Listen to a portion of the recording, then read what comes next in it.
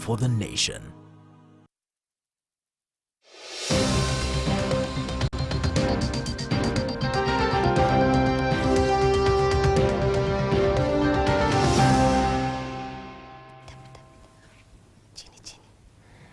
Assalamu alaikum wa rahmatullahi wa barakatuh. Alhamdulillah, it's another beautiful Friday morning of the 1st of August 2025. Also, it's another opportunity for us to make it happen in life. And we say Alhamdulillah to Allah. And today being the 1st of August 2025, the show is the Muslim Insight Show. And today we are going to talk about Muslim Psychologist Conference. What are we going to talk about? The Muslim Psychologist Conference, and we do apologize that for the inconvenience of yesterday. We were supposed to have this discussion yesterday on the live Real Talk, but because we care and we want you to understand more about this conference, we've decided to have the conversation here today at the Muslim Insight Show. My name is Zamzam Ahmed. My sign language interpreter is Ilhan Noor. And in studio, I am joined by none other than Dr. Riziki Ahmed, who is a professional psychologist. Assalamu alaikum wa rahmatullahi wa barakatuh. Wa alaikum salam wa rahmatullahi wa barakatuh. How are you doing this morning? Alhamdulillah, I'm good. Thank you for having me here. Afwan, it's really a pleasure also having you here with us today at the Muslim Insight to talk about the Muslim Psychologist Conference. And before we even go deep to the conference itself, maybe or perhaps you can get to know the organizers of the event. Okay, the organizers of this event is a Muslim Psychologists and Counselors Association. This is an umbrella body that brings together Muslim mental health practitioners and Muslim scholars and some community leaders. So MPCA was actually founded in 2018, but is duly registered in 2021. So the aim of this MPCA has been mentally to work with mental well-being within the Muslim community, and also have a platform where we can network as professionals. Okay. Oh, yes. Amazing. Now we go to the conference itself. Yes. Can we get a bit of or in-depth information about the conference? What's the conference all about? Where it's the venue is, and the theme and everything about the conference. Okay. The conference is about, like, it's going to be held at Nairobi Muslim Academy. It's a conference which we want to bring together the professionals, the Muslim mental health professionals, have Muslim scholars, have teachers, parents, and especially the upcoming young psychologists and counselors, because it would be a very beautiful conference for them to learn. This is a conference where the theme is actually talking about mental well-being and spirituality, and bringing it out to the community. So, like, how can we work together with the community and the community spiritual leaders, and also to make people understand on the difference between spiritual healing and mental health, because at times there is usually like a bit of misunderstanding. So in some of the topics we are going to have actually people addressing things like gene possession, ain, hasad, and then also us presenting on other mental health illnesses that actually have similar symptoms. So we are able to differentiate between. So this conference will also have like some scientific presentations. So we'll have breakout rooms where there are certain times people can actually go to a certain breakout room and have someone presenting from a research paper that they have done. And so it will be very in-depth and quite educative. Okay, that's amazing. And perhaps what does the event aim, or what gap does the event aim to fill? This event, the gap it aims to fill is, one is to create about mental health awareness within the community, and make the community understand that we have professionals, both psychiatrists, psychologists, counselors, who are well trained and are Muslim, who carry Muslim ethics in their work, and also to work on trying to reduce the stigma of mental illness within the community, because one of the topics that will be presented will be on reduction of stigma of mental health within the community, because you find most people will talk about it in hush-hush tones.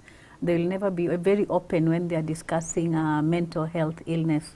Like if somebody has malaria, it's very easy to say we are taking so and so for treatment. Yeah. But if somebody has a mental illness, it's usually like we have to say it in hushed tones because it carries a lot of stigma. So we aim to reduce this stigma. We also aim to bridge the gap of ability for people to seek mental health treatment, like make it easily accessible, people to understand where they can access treatment or mental health practitioners, like really bring it to the community and let them like have this day when they can actually walk around and talk with the professionals. Yes. Okay, and we've always seen mental health issues being discussed every now and then. Why is it important? Why is mental well-being important to us human beings?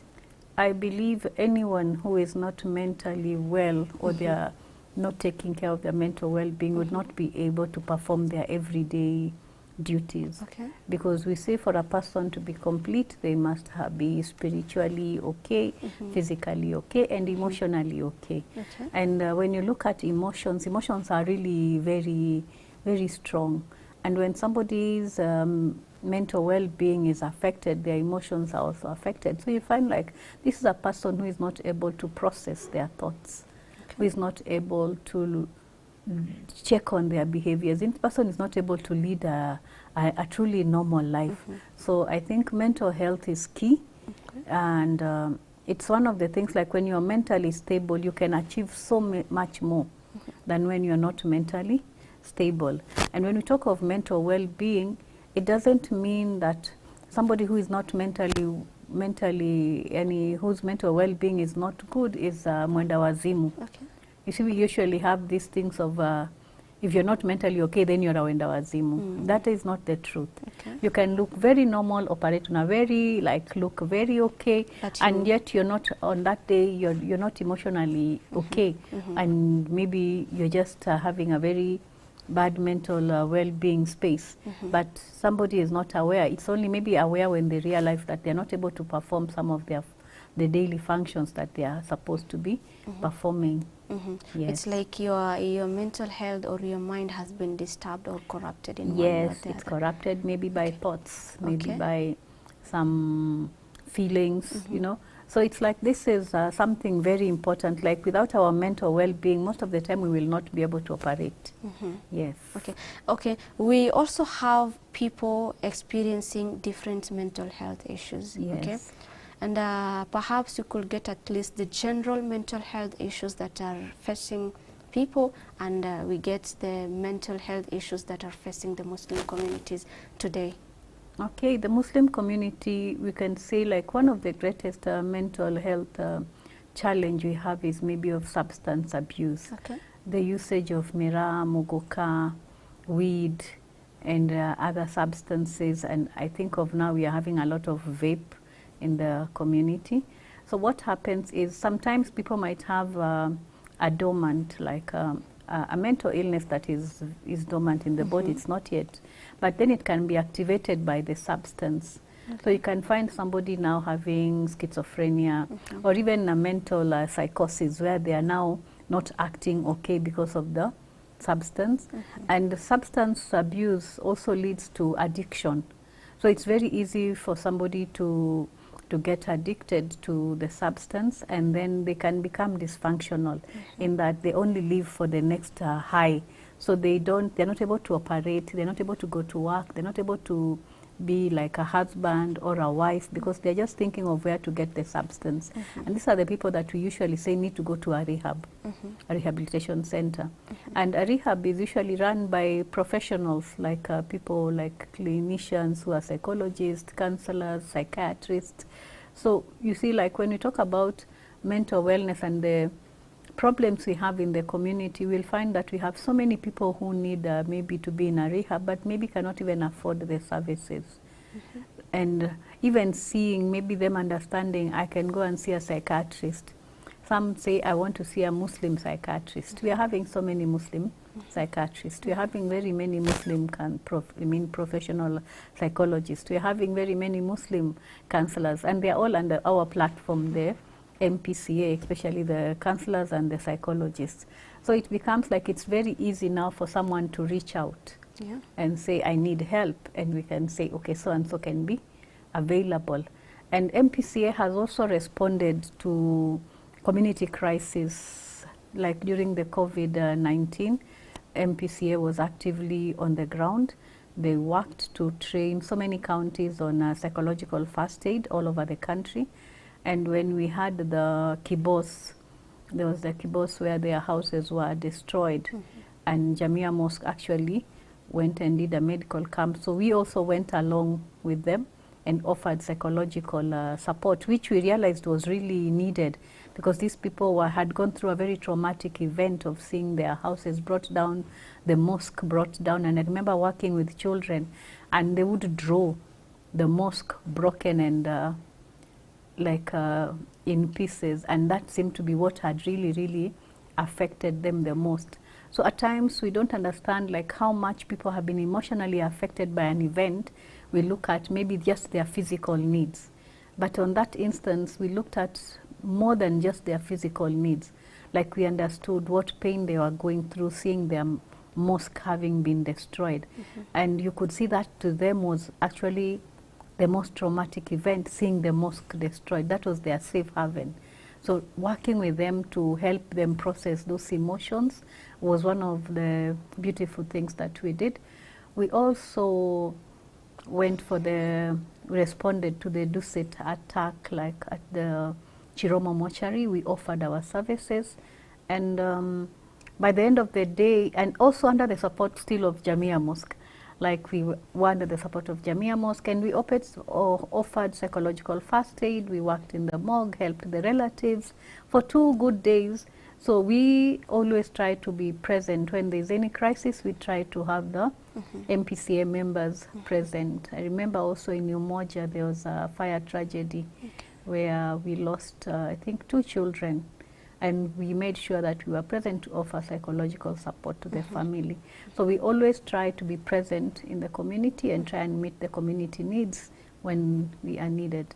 Okay, and according to my understanding is, or from how you are explaining it, I can see that all this is as a result of losing something precious to them, like losing a property, losing their loved one, etc. and etc. And maybe to ask this question, do Muslims tend to commit suicide? Yes. It's unfortunate, but suicide is a taboo topic within our community. These are topics that you find most of the time we don't want to address. But the reality is that we do have Muslims who actually do die by suicide. So as a community, should we keep quiet? Should we address it? And we always say suicide attempt or somebody having suicidal ideation is actually like a plea of help.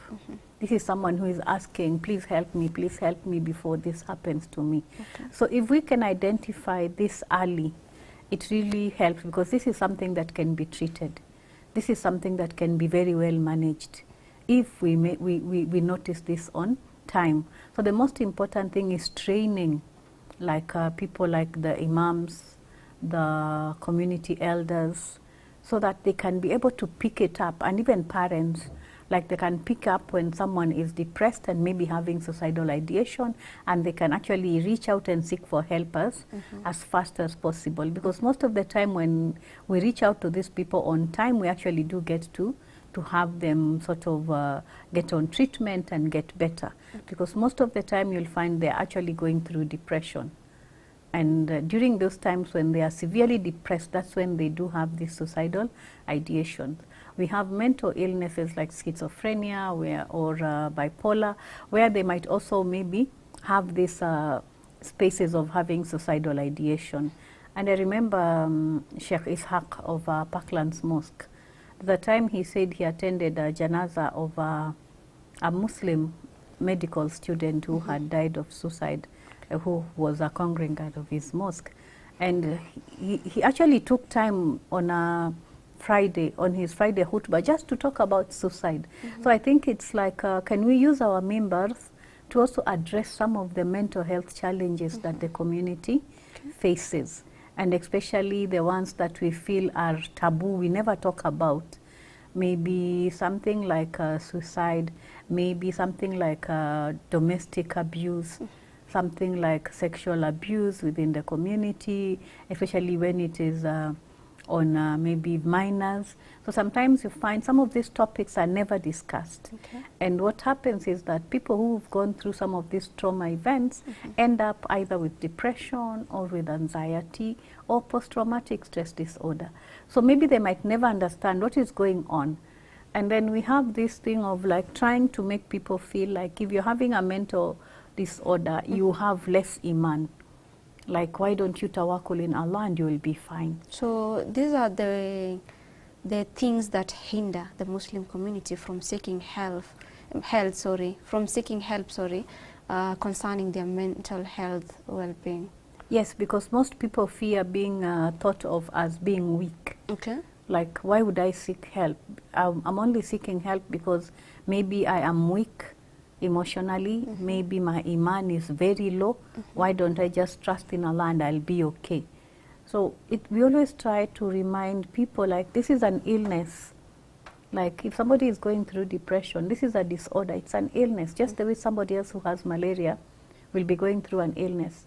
There's no time that we tell them your iman is low, tawakkul, and you're going to be fine. We always tell them seek treatment and trust in Allah. So the same thing we say here, if somebody is having a mental illness, ask them to seek treatment and also trust in Allah. Like, Allah didn't bring any illness that doesn't have a cure. So we know there is a cure, so why don't we ask them to seek treatment? And then you'll notice that when you're talking about a mental illness or a disorder, let's say somebody has been diagnosed with something like bipolar, they need to see a psychiatrist, maybe frequently. They need to see a psychologist. They need to be on medication. So you'll find that people, when they hear somebody has cancer and this person needs to go through chemotherapy, they need to see an oncologist, they need to see a psychologist also. People are willing to fund and fundraise for that person very easily. They don't even ask questions. They'll be like, Maskini, subhanallah, how can we come in? Then they will fundraise for that person. But if you tell them this other person has a mental illness, no one is willing to fundraise for them to seek help. So you find that some of them are not able to afford the treatment. So that is something also, like, as a community, we need to sort of change around. Okay, well, thank you. And when you talk about psychology and Islam, how do Islam principles complement or challenge modern psychological approach? Okay, when we talk about psychology and Islam, for me, I always say, like, Islam is like, how would I say? Islam is a way of life. Islam affects every sphere of our life. So when you talk of mental illness and Islam, for me, I feel Islam is like a religion that allows people to seek treatment. Islam does not put stigma on mental illness. So it's us who are having a problem, not the deen itself. And then when you look at Islam, we have a spiritual illness. We have dimensions of the seen and the unseen. So for us, it's, I think, even easier to understand a mental illness, like maybe somebody is having hallucinations, schizophrenia, and they're saying, I can see things that other people cannot see. For us as Muslims, that's not very strange, because we also know that maybe somebody who has been possessed can have similar kind of symptoms. So it's like, for us, it's easier to understand. I always feel like as Muslims, we can understand mental illness easier than even people from other faiths, because we know there are some unseen dimensions as Muslims, and that makes it easier for us to understand this person is having an hallucination. They are seeing things that other people cannot see. So it's like Islam is very easy to make us understand. And we also understand that there is mental illness and there's spiritual illness. So if we work together, it can be so comfortable to do this. Like, I'm able to say this is not a spiritual illness, this is a mental illness. And the sheikh is able to say this is not a mental illness, this is a spiritual illness. And if somebody goes to them, they're also able to diagnose and say this is not spiritual, this is mental illness. Now and you're bringing in the confusion. Yes, now at times there's a bit of a confusion, but when we are both, and that's why we are having this conference, we want to have a sheikh who will come and talk about mental, spiritual treatment, explain the symptoms, so that even the psychologists are able to understand that there is spiritual illness and how it is treated. Okay. And then us, because we are talking about mental illness, the sheikhs are also able to understand these are the symptoms of mental illness and how it is treated. So at times, if I'm getting a patient and I'm feeling this patient maybe needs to see a sheikh, I'm actually able to refer very easily. Like, kindly see a sheikh, maybe you need some ruqya, because that's what I feel from maybe what I am seeing, because now I am more familiar. I've learned from the sheikhs, I am familiar with that. And then if it is the sheikh, they're also able to say, can you go and see a psychologist, because I am seeing more than spiritual illness. And in that way, we'll work in a very cordial manner, in that we can share information, we can share patients, and we can encourage them to seek help from whichever we feel is needed. And this has been happening. It's not that it's not happening. We work very closely with sheikhs like Sheikh Abdul Latif. Okay. Sheikh Abdul Latif can send you clients and say, these people, they need a mental practitioner to see them. And he'll tell them, I've done the ruqya and I don't think you have any spiritual illness. What you're having looks more like a mental illness. And he refers them. And on the same side, we also refer them to sheikhs, like this person needs ruqya. And if somebody wants to do both, we have no problem. I mean, Quran is shifa. So we are like, okay, you want to do this treatment and also want to include it with some spiritual treatment, we are fine with that. So us being in a place where we are comfortable working with sheikhs and they are comfortable working, so that there is no suspicion, because at times I feel like there is this suspicion that if you're a psychologist or a counselor, you have some warped kind of thinking that is not Islamic, and that is not true. Okay. Yes. And based on what you have told me, that whenever you encountered such thing, you refer this person to the sheikh. If this person goes to the sheikh might refer that person to the psychologist or the counselor or the psychiatrist. And maybe to ask this about the conference, like, who are the guests that will be attending this conference? Is it only the psychologist or? No. This conference is open to everyone. One, we want to have the practitioners, definitely, the psychologists, the counselors present. We also want to have the imams. We would want to have religious scholars, leaders, teachers, parents, and maybe even psychology students.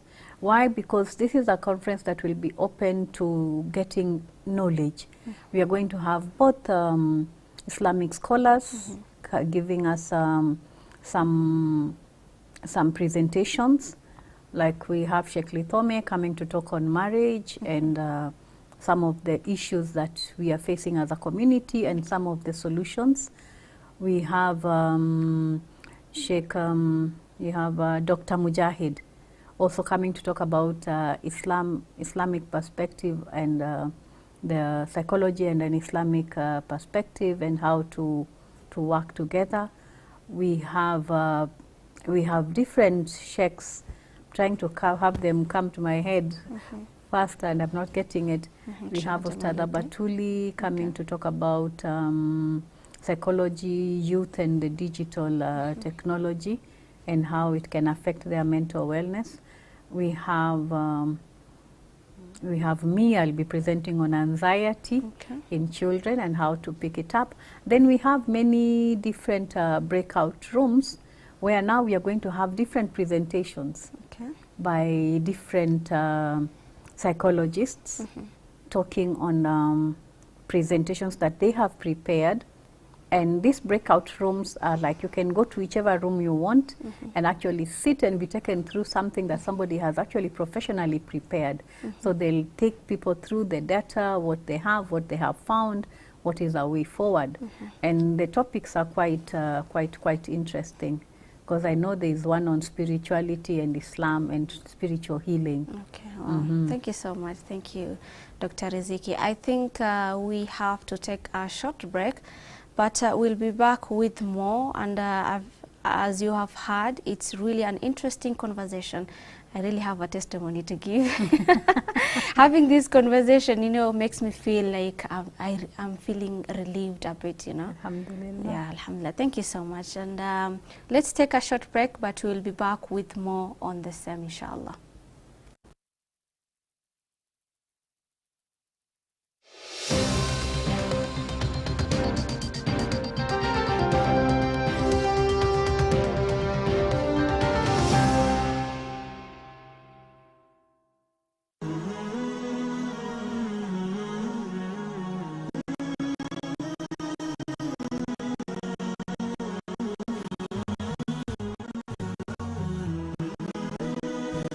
Horizon TV, the beacon for the nation.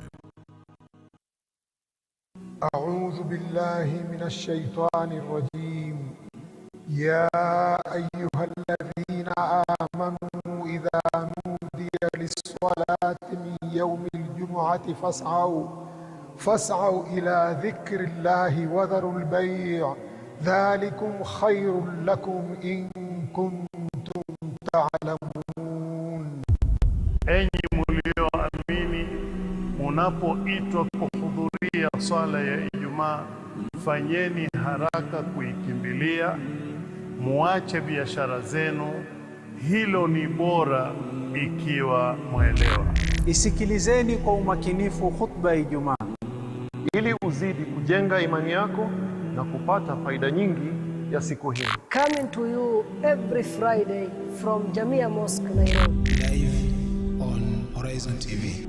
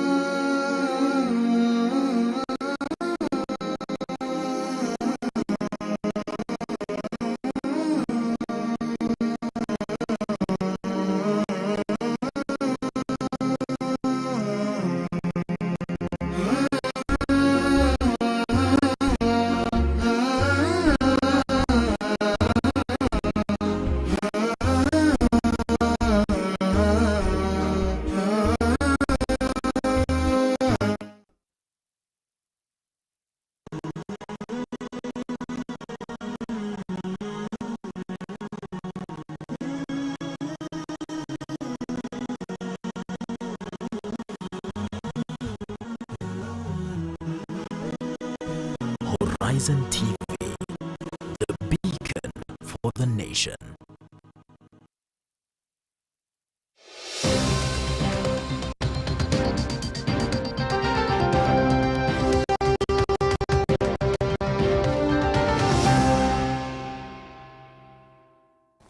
Assalamu alaikum wa rahmatullahi wa barakatuh. Welcome back, and thank you so much for keeping it at Horizon TV.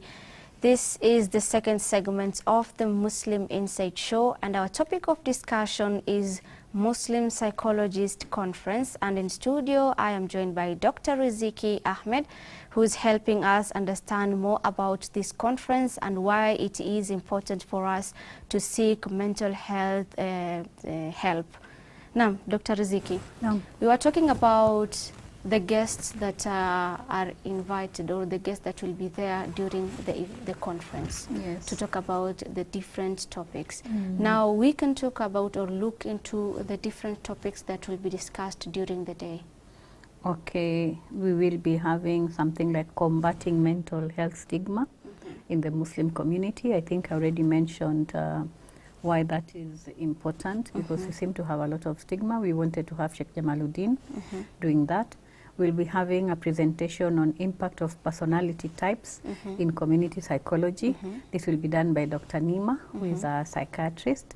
We have a panel session where we'll be doing social justice, because we know that there's a lot of stuff that affects us as a community. And we will be having Hussein Khalid, who is an activist well known in the country, with other panelists, psychologists, talking about the social justice within the community. That will be a panel discussion. We'll also be having a topic called neuroscience and spirituality. Okay.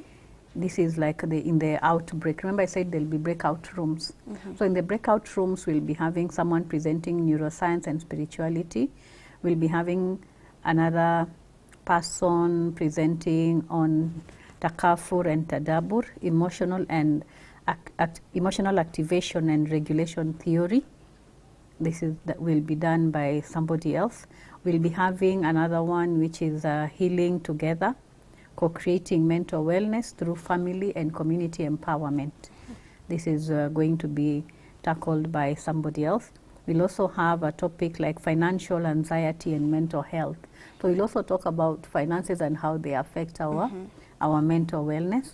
We'll have somebody else doing violence, including femicide, which will be done by Dr. Joyce Wangari. And we have so much. We have someone also doing, what am I seeing here? I'm actually looking at the program, psychology and spiritual healing. We have psychology and well-being at the workplace as a panel discussion, because we know that people get affected a lot at the workplace, because people maybe can be laid off, people can lose loved ones and they are working, people can maybe feel like they are not giving their best at their workplace. So how do we tackle the mental well-being at the workplace? So there'll be quite a lot that people, when they come, they will benefit from. Okay. And I feel like this is a very exciting, because it's the first Muslim psychology conference ever. Okay. So it's really, really exciting for us. We're really looking forward to it. Inshallah, inshallah. Now, there is something, or there is a topic that you've mentioned that has caught my attention. Yes. The financial talk. Yes. You know, we know that when people don't have money, it's a problem, and it can lead them to doing things that are not beneficial to them, or maybe they negatively impact their life. What about having too much money? How is it a problem?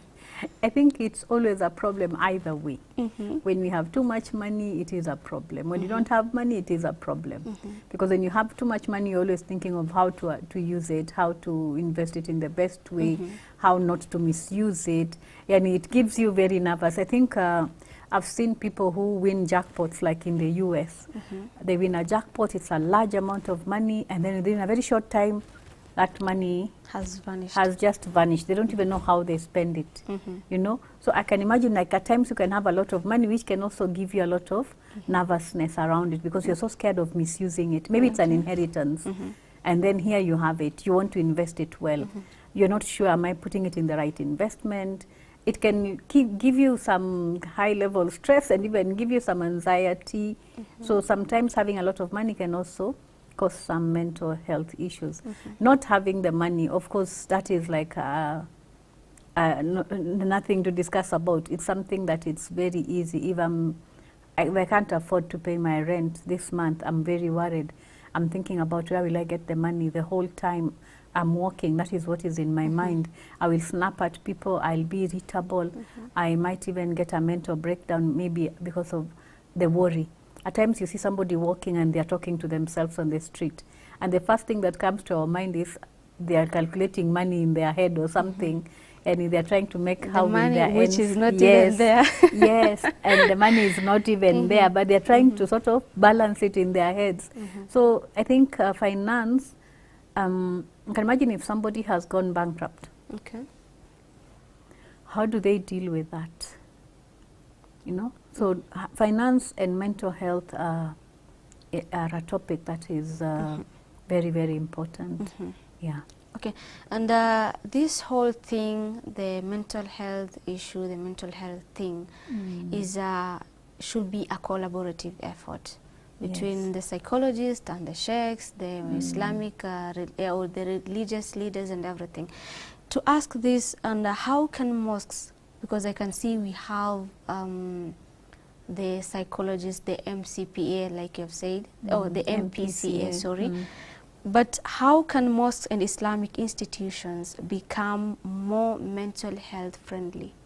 Okay, our dream has been to have the mosques sort of more involved in mental wellness, because we know like the mosque is like the center place for Muslims. It's a central place for every Muslim. Like in every estate you'll find a mosque. There'll never be a Muslim community without a mosque. So when we have the imams and maybe the Muslim leaders well versed on mental health issues, then they are able to help the community. Because when you're talking about substance usage, it's very important that imams are able to know what are the things that lead to substance use, what are the signals of substance addiction, what are the treatment options for substance use, so how can these people be treated. So if somebody comes to the imam and says, you know, niko na shida, my son is maybe chewing too much miraa and cat and he's not able to work, what should the imam do? So when we maybe have them well versed, well trained, they are able to first try and understand, why is this person actually using this substance? Is it because they have gone through some problems? Are they having issues in their home? Are they struggling with something and this is just a way of getting themselves like forgetting what is going on? Or is it just a recreation thing or just a peer pressure thing? So like the imam can actually identify that, can start identifying like what is happening with this person, and then can know where should I refer them. Like, okay, is there a psychologist who can now see them and then maybe determine what kind of treatment plan they should be given.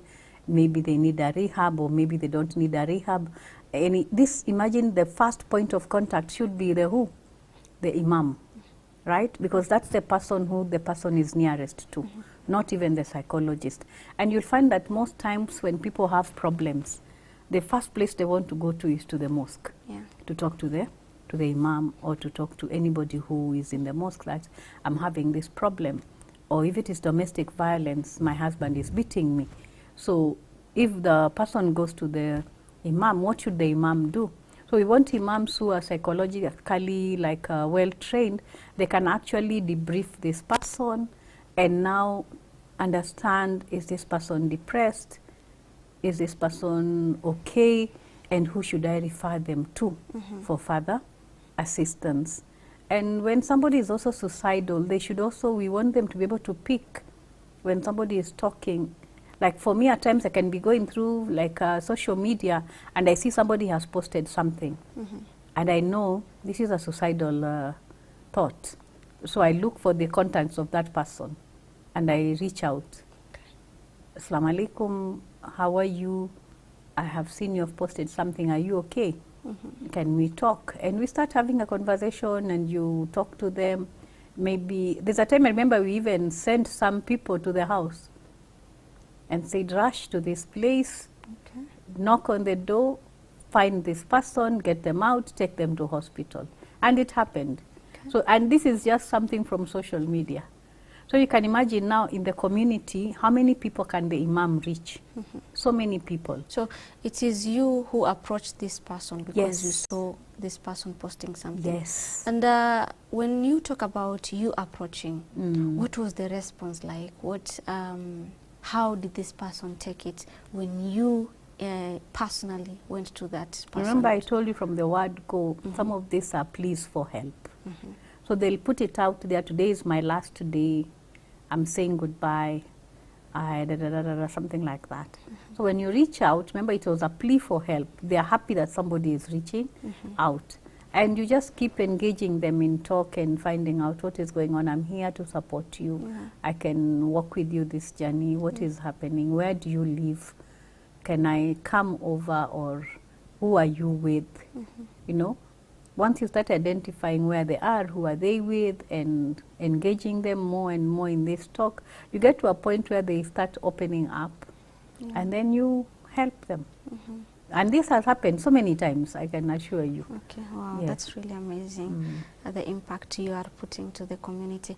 Now, I believe you have encountered, or maybe you have seen this kind of things whereby parents, we know parents have the daughters and the sons. When a son gets himself into the shitty, maybe the shoddy things like doing drugs and everything, they tend to say, wacha tumweke cell. This son is doing things that are not even allowed and don't impact his life. Wacha tumweke cell, ndo alan. Then we have on the ladies' side, they tend to marry off their daughters at an early age. Maybe just because there is no money, or maybe the daughter has gone astray. What advice would you give this person, or maybe what could be the issue? At times, we have mental disorders that people become more prone to using substance. So we want first to assess, does this person have a mental illness? Has this person gone through some dreadful experiences where they are now masking their pain using a substance? I have a case in mind. I remember a young girl who was drinking. And when we took her through therapy, we realized she had actually gone through some form of abuse, and she felt her way of masking her pain was drinking alcohol. So we helped her to know that you can process this pain and not have to use the alcohol. So some of these people, we need to understand, why are they using these substances? You know, like at times when you look at Mombasa, you hear there's a very high maybe substance usage. But when you look at our community also in Mombasa, there's also a very high divorce rate. So some of these kids have sort of brought themselves up, and they feel a lot of anger at the community. Like, where was the community when I was going through all these issues? So some of them have decided, let me use substance to survive. So we have to come up with community interventions that actually intervene from the root cause of why are we having these problems, actually to the top when we're now getting the treatment.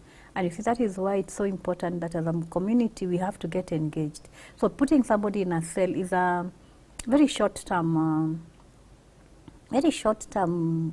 way of doing anything, because they leave the cell, they'll go back, they'll go to taking their substance. But why not take them to a psychologist, let them be assessed. If they need to be in a rehab, then we put them in a rehab. If they don't need to be in a rehab, what is the other treatment option, you know, something like that. If it is a girl, marrying her off when you've seen that she's not okay will not be a solution, because she's going to be a mother who is not okay and still bring up children who are not okay. So maybe we need to help them be okay, and then we can decide that now they can get married, because there's nobody who can't change behavior. We say behavior learned can be unlearned. So there's no behavior that cannot be unlearned. Anything that we don't like in somebody, we can help them to unlearn it. So that's one of the most powerful things I usually put across. Like any behavior we are seeing that we don't like, just remember it can also be unlearned. It's not a behavior that they should keep permanently. We can teach them to unlearn it, and that is now where the Islamic ethics and principles come in. Like now we teach these people, Islam does not allow you to do this. Islam wants you to be like this. Islam wants us to act like this. And this is your deen. You know, when they're being told by a psychologist, and then the same thing is being told by an imam with a lot of empathy. The word is empathy. Like this imam is not sort of being judgmental. The psychologist is not being judgmental. We are like, here you are, fine, you are in a mess. But we are willing to help you get out of this mess. We are willing to help you find your way. We are going to put you on the right track. We are going to work with you, you know. And I've found that at times we do work. I remember there was a young man who was in a rehab, and I would go and see him. We would work on our psychological, and he had an imam who used to come and see him and talk to him on spiritual things, and I could see this young person was thriving. Wow. Yeah. Nice. That's nice. Okay, we've looked at the mosques and Islamic institutions, how they can be more mental health friendly. Now we also have people, or the Muslim community, the individuals who are going through mental health issues, finding it difficult or having the fear to talk to the imam, you know. They say, nikiambia imam, anaweza enda kufanya kama khutba, anaweza enda kunitangaza kwa msikiti, you know, that fear of approaching or seeking help from the imam. Now, what or maybe what role should imams and religious leaders play in promoting psychological well-being of the community that surrounds them? I think the mimbar is a powerful tool. Because every Friday we have a congregation coming to the mosque, and the khutbah should actually be something that touches on that community. So when you talk of like mental wellness or mental health disorders or mental health issues, substance use being one of them, we can have an imam talk in general. It doesn't have to talk about the person who came to see them, but they can give a general talk about this is where we are in the community. We are facing this, this, and this, and these things are affecting the community, and these are the treatment options. So you see, if we have like imams who are knowledgeable more in these psychological interventions, they'll be able to come and share them in the community. Because I, Riziki, will not get the mimbar, but this imam will get the mimbar, and this community will be there. So I think making use of our members is something that we really, really advocate. Like, let us talk about what is happening in the community on the member. Let us come up with solutions on the member. Let us address the stigma of mental health on the member. So I feel for me like the masajids are one of the most important places that we can now go around and spread this word on mental health and reduction of stigma. Because most people do not seek help because of fear of stigma. I'll give an example of when HIV sort of was there, like in initial stages. There was a lot of stigma. So because of the stigma, people were sort of infecting each other more, because nobody dared to say, can we go for a test before we get married? It had so much stigma that it's a taboo topic. We don't talk about it. It doesn't exist. If somebody has been diagnosed, they have to take their medication in secret. Like if they're given the medication, they have to look for a container that is different and hide the medication inside there, you know. So you can imagine how easy for these people it was to keep infecting people in the community. But when the stigma reduced and people are able to say, I am like this, I am on medication. So they are able to take their medication. And remember, when you take your medication, your levels go to even 0. They're not even detectable. And you're not able to pass it on to somebody else. You can actually have a baby and not infect the baby. But that took a lot of time, intervention, and a lot of research. And that is why we want to encourage that there should be funding for even mental health researches to be done within the Muslim community, like making the stigma so less that we can actually talk about something like schizophrenia openly. Like, I have a child who has this, or my child has autism. You see, like, if my child has autism, I'll hide them in the house. I don't want anybody to know my child has autism. Either I think maybe I am cursed, or I did something wrong. The community thinks ulikosea Mwenyezi Mungu, that time mtoto wako akona autism. There is something you did wrong. Your grandfathers maybe walikosea, you know. So we make this person feel guilty of having a child who has autism. Yet what did they do wrong? They didn't do anything wrong, you know. So we need to break this stigma I was even saying in another forum that children who have autism, some of them have never walked into a masjid. Because they feel like they... No, they are not allowed in that space because they will come, walk around, make noise, and they'll be like, somebody will be, toa hiyo mtoto nje, anapigia tu kelele. Yani, they will never, ever, ever, ever get that opportunity. So why not teach the community that within us, we have people who have special needs, and we need to make the massages friendly for them to be able to come here, and we need to be comfortable having them in the masjid, you know? Yeah. And that's why this conference would be like the first step to having these discussions, where we are now saying, can we open the massages or even have an open day for these children? Like today we say we are having an open day for children who have special needs, autism, in maybe Jamia Mosque. They can come in with their parents.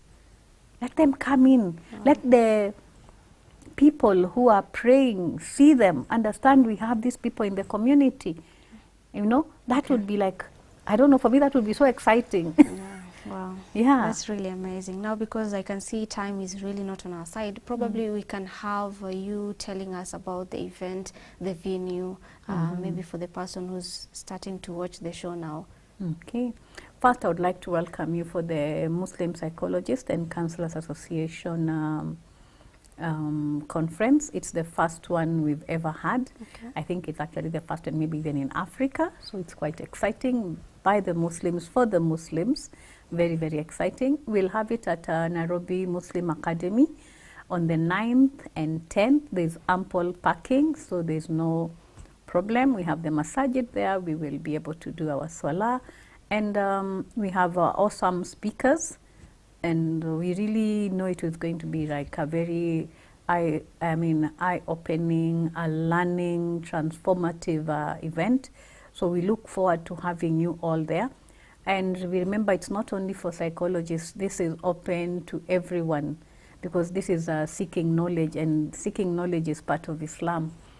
And the fee is very minimal. For the members, it's 1,000. For the non-members, it is 2,000. And we have the whatever posters going around, and I'll also leave with you so that people can know where to register for the event, inshallah. So you're really most welcome. Thank you. I'm also looking forward to attending the conference, inshallah. You're most welcome. Last thing, your advice maybe to the people or the young people who want to get themselves into this field of psychology, and generally to the people who are watching us right now concerning mental health issue.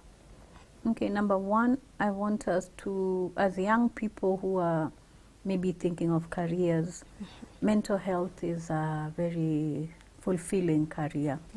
Like when you're working with people, helping them deal with problems and issues, it's a career that really, really fulfills you when you see the growth that you help put in somebody's life. So I would encourage people to study psychology, but always to remind themselves that they are Muslims first, and to try and incorporate whatever they learn into Islamic principles and ethics. We have Islamic psychology as a degree in Islamic Online University. So you can even do it just as Islamic psychology. You can do psychology, and then because you've also studied your deen, you can know how to incorporate it. Like you will not tell people, go and seek music therapy. You'll tell them, go and recite the Quran. Somebody is going through something, you can remind them, tawakkul in Allah, trust in Allah. So it's like a field where you can use both your deen and also the skills that you'll have learned to help the community. So I really encourage us to have more and more psychologists in the field. We wish that parents can encourage their children to study psychology. Number two is, let us use the masajids. Let's make use of our masajids to talk about mental health and create awareness of the mental issues that our community is facing. And there's always a solution. And once we are talking together, we will find solutions that benefit the Ummah. Okay. Wow, that is really amazing. So that was really a very interesting conversation that I have had. You're MashaAllah. Thank you so much, Dr. Riziki. Thank you for having me here. Afwan. Now, because it's time for us to end the show, this is my advice. What I've gotten from Dr. Riziki, and I believe I should share with you, that every problem has a solution. Your mental health, your mental well-being really matters a lot. Therefore, voice your mental health issue, maybe to the psychologist who can help you, maybe to the psychiatrist, maybe to the counselor. And also, we have been told to utilize our mosques very, very well. Until next Friday, I've been your host, Zamzam Ahmed. Assalamu alaikum wa rahmatullahi wa barakatuh.